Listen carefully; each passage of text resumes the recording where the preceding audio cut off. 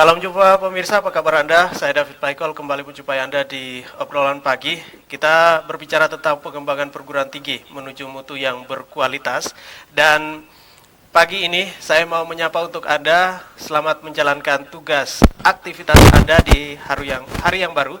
Jangan lupa untuk sarapan pagi pemirsa. Dan juga informasi buat Anda, siaran AFB TV Kupang juga Anda bisa saksikan live streaming lewat aplikasi Play Store.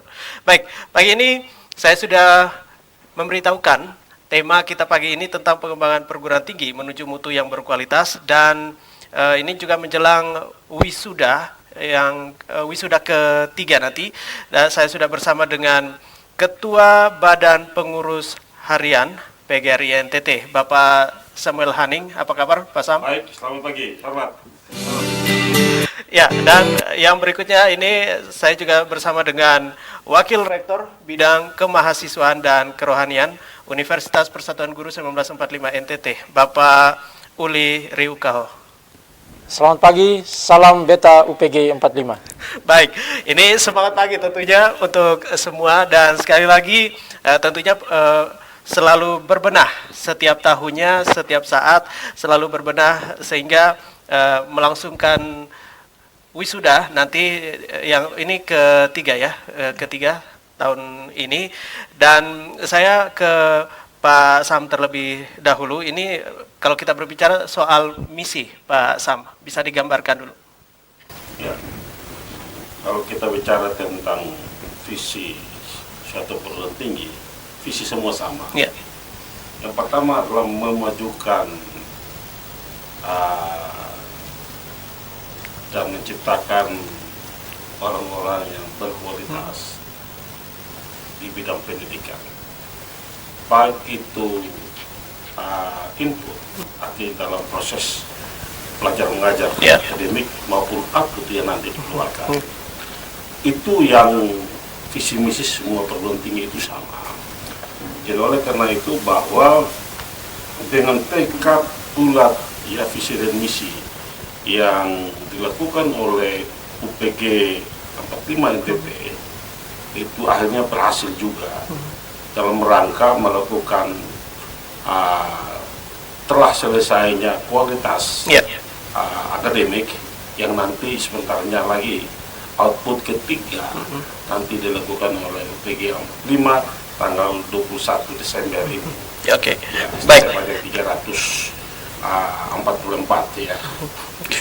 Oke, baik Pak Sam, ini tentunya juga tanggung jawab sehingga bangkit dari ini migrasi ya perpindahan ini yang identik dengan PGRI NTT sekarang dengan UPG 45 NTT dengan wajah yang baru tentunya juga. Ini membutuhkan sesuatu yang memang kalau mau dibilang ini semangat dan juga kerja keras.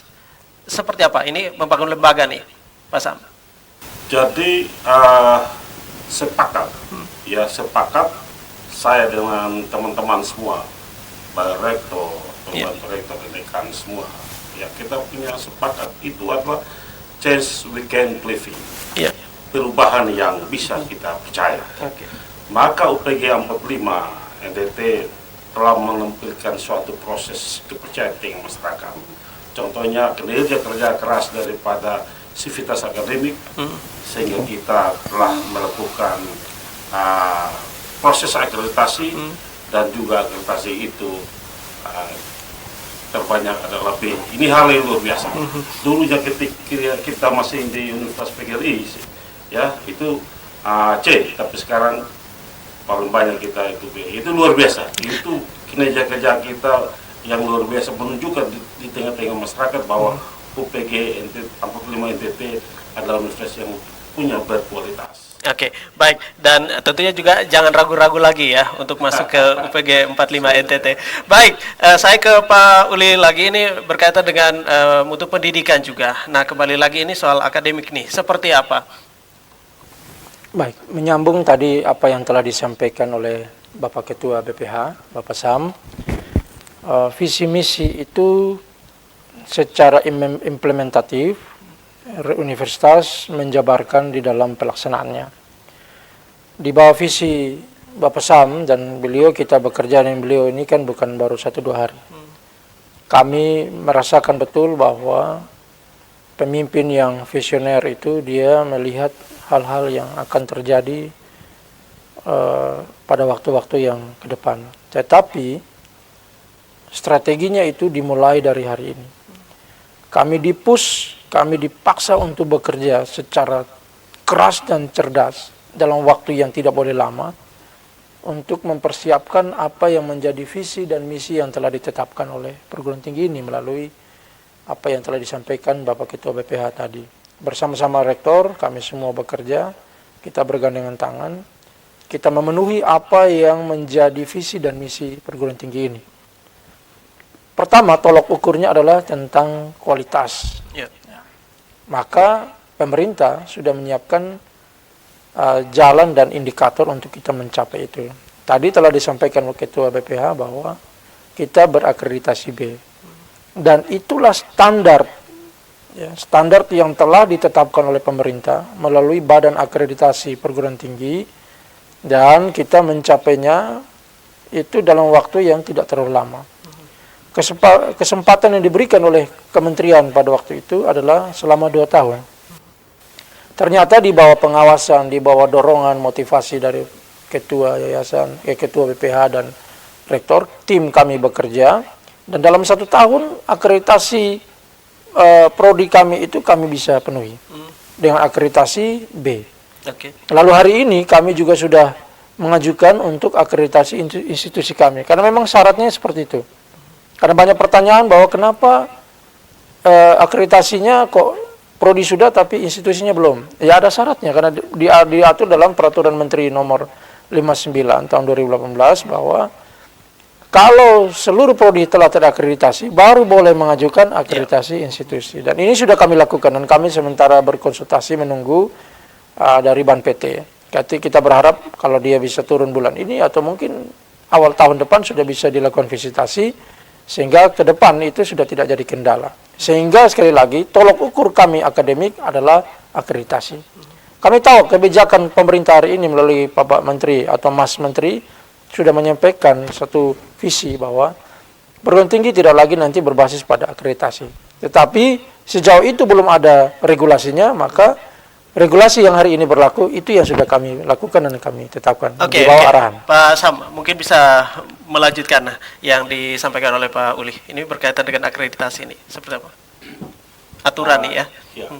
Saya udah berulang-ulang kali memberikan motivasi, memberikan dorongan terhadap kinerja kerja rektor dan seluruh tanggung jawab. PR ini kan membantu rektor karena proses akademik. Nah, menyangkut akreditasi, saya katakan bahwa apapun output yang kita keluarkan itu ada regulasi. Regulasi.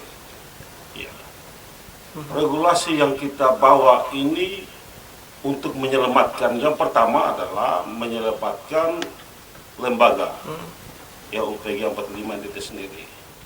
Yang kedua adalah menyelamatkan para alumni, output kita.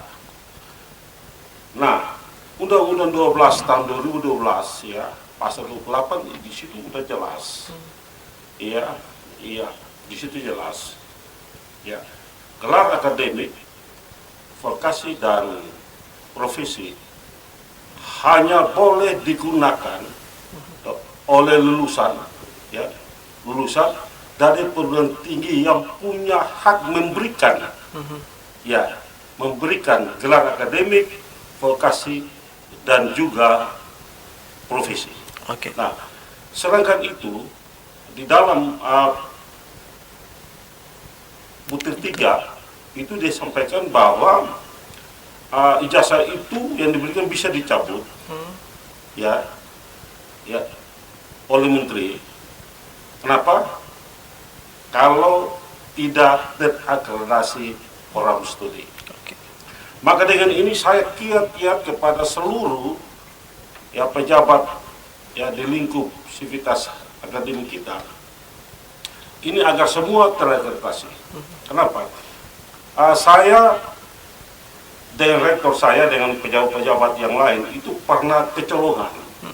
Kecolongan begini sederhana gitu. Setelah kami mendapat akreditasi minimum, ya sesuai dengan ketentuan itu, bahwa suatu perguruan tinggi yang diajukan di luar Mendikbud harus ada akreditasi minimum. Akreditasi minimum adalah akreditasi terdaftar bagi suatu perguruan tinggi yang baru. Ketika kita dapat akreditasi minimum, kami borong-borong mau wisuda nih. Itu kan lucu. Kami ke Bank PT, Pak kami mau wisuda. Lalu mereka tertawa gitu kan. Oh nggak bisa Pak. Saya katakan alasan nggak bisa kenapa? Ya kan Pak punya institusi universitas ini baru akreditasi minimum. Loh, saya bilang akreditasi minimum ini kan sudah akreditasi. Dia bilang akreditasi minimum bukan akreditasi. Akreditasi itu hanya sebagai catatan awal dari lembaga yang memberikan keabsahan sebagai penyelenggara pendidikan tinggi. Pendidikan tinggi. Tetapi yang tadi dikatakan bahwa minimal adalah akreditasi C. Sehingga kami baru-baru kerja untuk menyiapkan proses akreditasi sehingga seluruh output kita bisa dilaksanakan. Bayangkan kalau kami melakukan wisuda tidak ada akreditasi, wah itu luar biasa. Bahkan ijazah tidak sah, bahkan dicopot. Bagi kami semua kan dibawa di dalam ranah hukum dan kita pasti dipidana. Ya, siapa mau dipidana? Bayangkan itu pidana 10 tahun dan denda 1 miliar, itu tidak mau. Dan juga implikasi dapat pada output kita, alumni yang menggunakan gelar dan menggunakan ijazah kita, mereka juga dipidana. Itu Undang-Undang 20 tahun 2003 tentang pendidikan nasional, pasal 16 butir 2 yang menggunakan itu juga pidana 5 tahun dan denda 500 juta. Ini yang kita tidak mau, sehingga kita jaga kualitas, jaga kualitas institusi dan jaga kualitas pada output alumni kita sendiri. Baik Pak Sam dan juga Pak Uli, nanti kita juga mau lebih dekat lagi ini tentang persiapan-persiapan juga untuk menjelang wisuda dan juga bagaimana juga dengan suasana di kampus UPG 45 Nusa Tenggara Timur. Kami segera kembali untuk Anda juga tetap bersama di obrolan pagi.